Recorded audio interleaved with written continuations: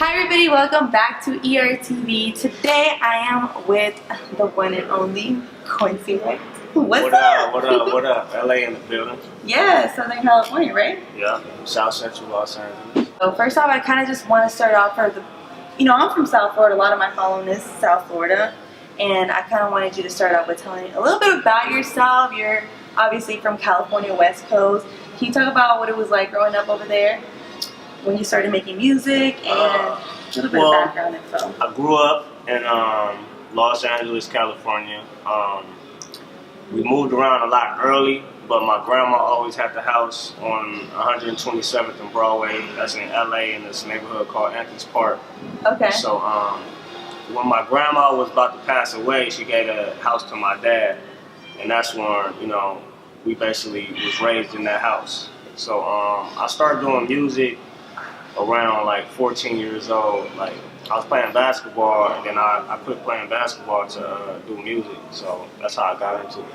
Really, was there like people in your like neighborhood that would do music that you kind of got interested in, or was there certain rappers that influenced you that you grew up listening to? Yeah, I grew up listening to Tupac. So I was just listening to Tupac, and that really what motivated me to write. You know what I'm saying? Right. He just touched me inside of here, so I felt like, and I didn't really talk to a lot of people growing up. I always held shit in, so okay. I felt like that was a way for me to express myself. You're writing. Just writing. I wasn't even going to the studio yet. I was just writing.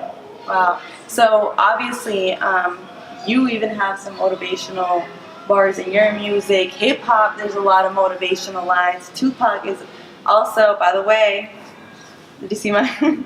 Oh, you got Tupac with the rose. Okay. Yes, I do. Yeah, I got Tupac on my back. Oh my God, that's so dope. Look at that. Okay, so obviously, he was a big influence for me as well. And I really like that your music is very, motivational as well too. But if there was one Tupac line that you could think of that always goes to your mind that motivates you, is there a specific one? Keep your head up. Just keep like that whole song, right? Yeah, keep your head up. You know what I mean? Because life is ups and downs. So there's moments where I get frustrated or mad or angry. But I just gotta stay positive and push forward and get through it. Besides Tupac, were there any other influence? Yeah, I had Eminem, Jadakiss, Nas, Dr. Dre, Snoop. This goes on. Now, you recently released a project, EP. Yeah, seven. Yeah. Can you talk a little bit about that? How long did it take you to make that project? What it was like making that project? It took me a few months to make it. You know what I mean? Because originally we was working on the full-length project written by Quincey White, and the team had an idea to all right, because I was going through a name change at the time, so we had an idea to. Instead of putting a full-length project out, we should go with a shorter project, shorter body of work, just for an introduction purpose. So it took me a few months to make it, and that's what happened. And when you go into the studio, is there 3 essentials that you always have to bring, or certain something? The thing that I've been doing lately, I got to get some Starbucks. Oh, okay. Not no coffee, no. Oh, what? Tea. Tea. Yeah. So I either it's two teas I go with. I either go with the chai tea with the almond milk in it, or it's the shit I do. What is it called? A medicine ball. Medicine ball. I gotta try those. It's like hot tea with hot lemonade. Yeah, it's dope. Starbucks better cook that jack. Yeah. Right? What up? So what else? You got your little Starbucks. Starbucks, just my pen and my pad. And that's it. That's it. You know what I mean? Sometimes we might put the Netflix on the big screen, but mute it.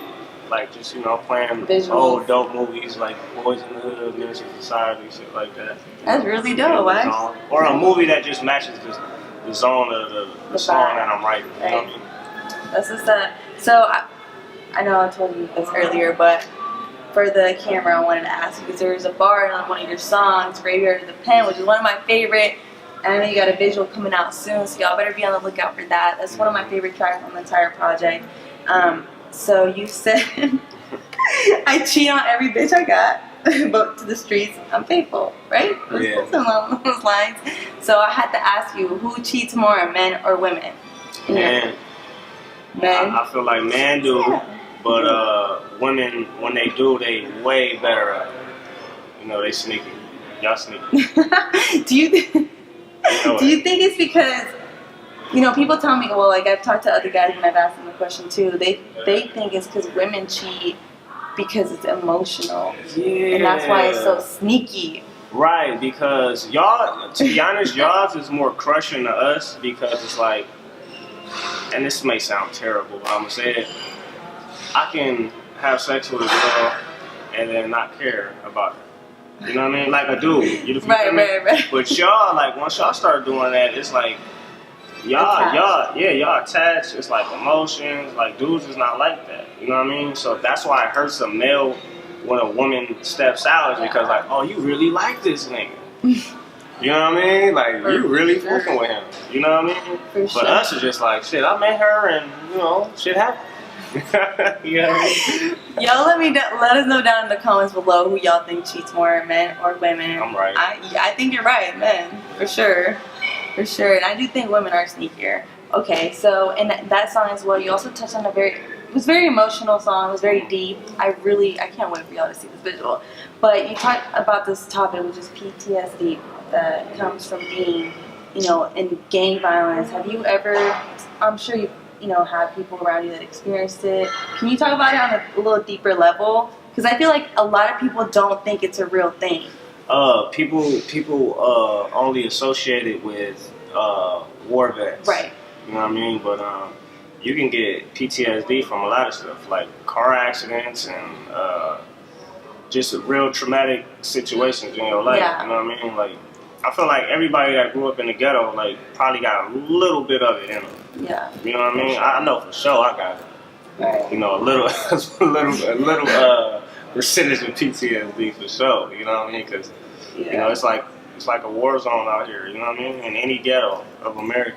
Another song I really wanted you to talk about was Mirror. Mm-hmm. That song was very touching. Like, gave me goosebumps. What? Can you talk about the writing process for that song? Your writing process. Well, before, like last year, before I even started working on this project, I was going as a whole other name. I was known as Dub for like 9 years. Right. D-U-B-B. And I got to a point in my career where I was like, if I keep going this route, like I'm not gonna make it. Like I have the talent, I have the connects, but I felt just stagnant. Like I was doing big things, but I felt like I wasn't progressing. I hit a ceiling. You know what I mean?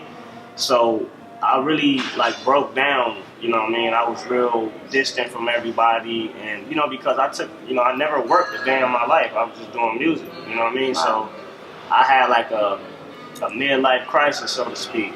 And I prayed to God, like, man, what should I do? Because, you know, I don't really feel like it's going to happen if I keep going like this. Mm-hmm. So I stopped writing music for like 2-3 months, and I was just praying on it. And then one day, you know, God was like, change your name. Go back to Quincy White, you know what I mean? And because my whole life I was running from that, you know what I mean? As a youngin'. And I didn't even really like my name growing up, you know, but I love it now, you know?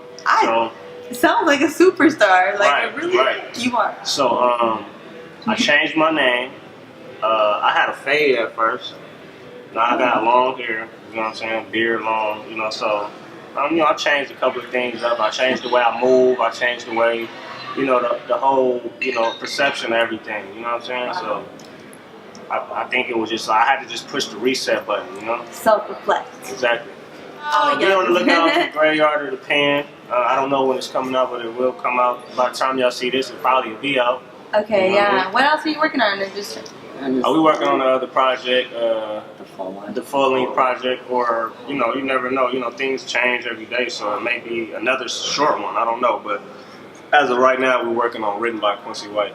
Awesome. And last question I want to ask you, to be, you are Quincy White. If there's something that you want to be remembered at in this game, in this, music industry, what would that be? Like, how would you want people to remember you? I just want people to remember me because artists nowadays. There's a lot of clout, just quick clout. Yeah, quick clout, and then it's over with. You know what I mean? People will be on 3 to 5 years, and then you'll never hear from them again or hear about them again. Like, I want to be somebody like, like a Tupac, you know what I mean? Down the line, like, we've been gone for 20-some years, you know what I mean? And people, like, still, like, talking about them. Even if I'm not the greatest in the world, you know what I mean? Like, just remember me. This is what I'm doing it for. So I'm trying to put my, put my name in the concrete, so where, you know what I mean, it's always there forever. Legendary shit. Yeah, legendary shit. That's what I'm trying to do. Awesome. Well, let them know where they can find you at. Okay, you can find me on Instagram at Quincey White. That's Quinceywhite. The same thing for Twitter. YouTube. QuinceyWhite.com is the website. Everything, on the website you will see everything where you can connect. Perfect. And y'all know where you can follow me at Evelyn G. Romo at ERTV Media.